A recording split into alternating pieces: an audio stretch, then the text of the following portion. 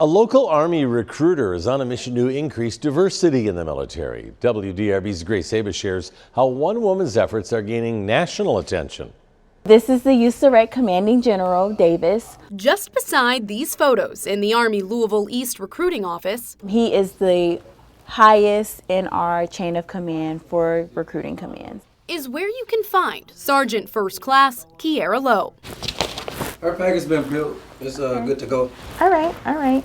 On a mission to spread the Army's message through recruitment. We just do a ton of things, and I just oversee it, manage it, make sure the morale of the soldiers are good. Based out of the Taylorsville Road office, Lowe is the only female. I manage a team of 8 recruiters. 2 are Army Reserve, and the other 6 are active duty. And recently, her hard work has gained national attention. Recruiting Command has about 1,400 stations across the United States Army and our overseas stations, and I was amongst the top 13. For the past 2 years, the leader has been honored at the Pentagon for her recruiting efforts.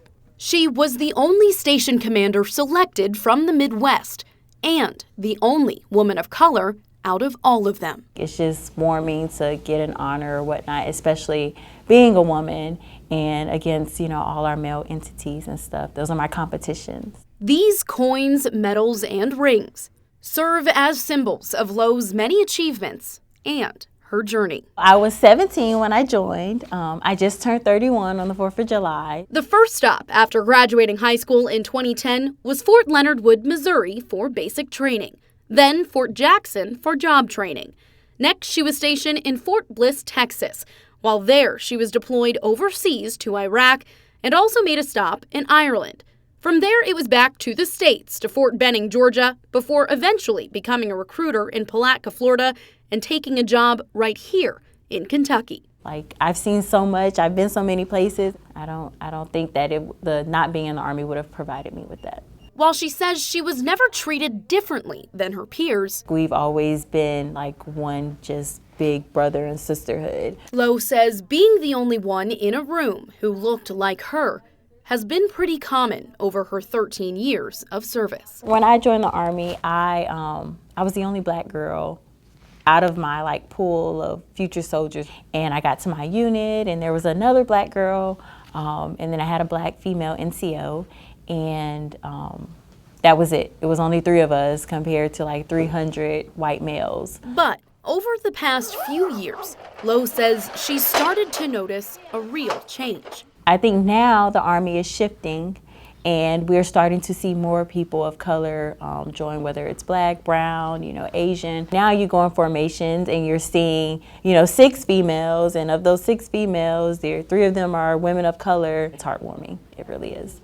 It's an increase in diversity. Lowe says she's seen firsthand make a difference in recruiting. I say all the time that representation, it does matter. It truly matters, especially when we're going into schools, when we're, around these neighborhoods. They want to see, and that's anybody. They want to see someone that looks like them, that, knows their upbringing or can relate to what they have done. As she looks toward the future, Lowe says she hopes her story can inspire others to take advantage of the different career paths in the Army. That is the biggest thing I hope to see when I retire, is that when I walk up to a kid and say, hey, you're about to graduate, what are your plans? And I hope to hear that the military is a part of their plan. Encouraging the next generation of recruits. I just hope that is where that we get rid of the stigma of, oh, the Army is scary or the military is scary, because I've had the best time of my life in the military. With photojournalist Ian Cunningham, Grace Haba, WDRB News.